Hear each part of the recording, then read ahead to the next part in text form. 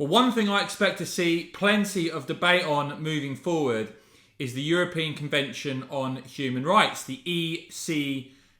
I know it's something that a lot of you have already been mentioning here in the comments section of my channel. Just to give the context of where we are in terms of illegal migration, Sky News previously reported a little while back that 6% of illegal migrants were being deported.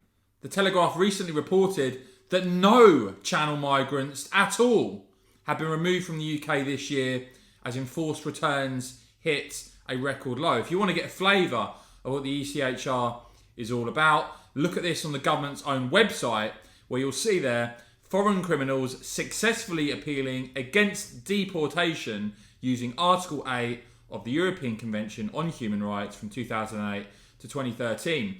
And of course, some will paint out leaving the ECHR as some sort of radical approach. Well, here's what a Remainer, when she was Home Secretary, Theresa May, had to say about the ECHR.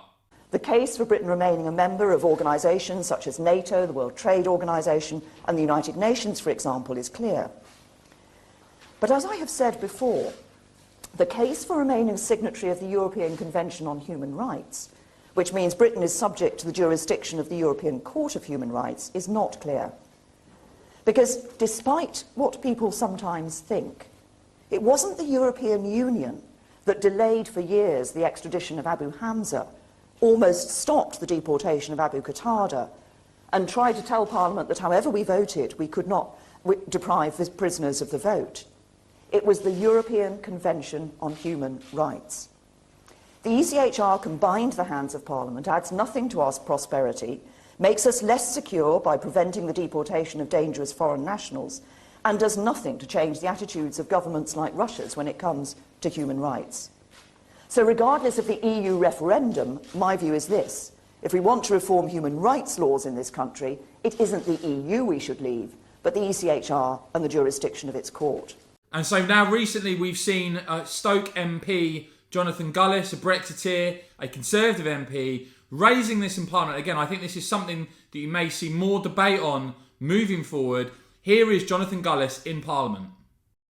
One of the many reasons the people of Stoke-on-Trent, North Kidsgrove and Tork, over 70% voted to leave the European Union, was because they wanted to see us take back control of our borders. So seeing as that we're being asked to feed in some ideas, may I feed into the Paymaster General that one idea is let's get out of the European Convention on Human Rights, then let's scrap the Human Rights Act within this country so that those who are foreign national criminals in this country, who are taking advantage of the system that's currently there, and the illegal economic migrants crossing the English Channel and entering this country illegally, can be deported back very much quicker than they currently are now.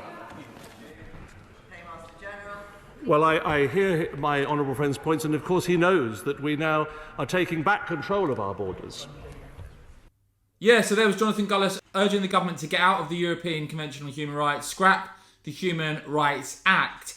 As I said, expect to see, I think, more and more debate around this. But interesting, isn't it, to see that Theresa May, even as someone who thought the UK should remain in the EU, thought it might be wise to leave the ECHR. Jonathan Gullis, Conservative MP, raising it there. Let's see how many other Tory MPs start talking about this. Let me know what you want to see Boris and the government do when it comes to the ECHR. And as ever, guys, make sure you hit subscribe and the bells. I keep bringing you all the very latest here on my channel.